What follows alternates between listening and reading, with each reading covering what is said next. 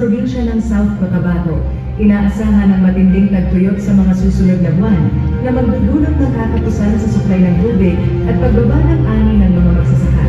Samantala, nanawagan naman ang mga opisyal sa publiko na maging maingat sa paggamit ng tubig at makipagtulungan sa mga programa ng pamahalaan upang mapagtagumpayan ang hamon ng El Niño.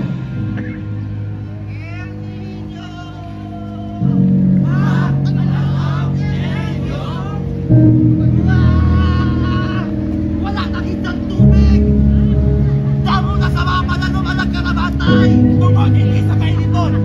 Mangalan ni Makoy! Kay Santa Teresita!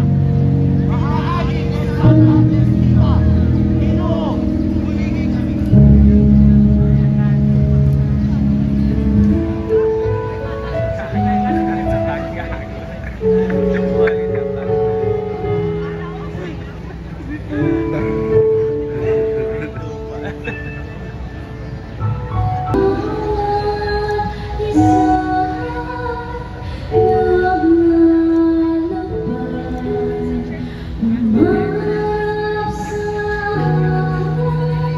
No good.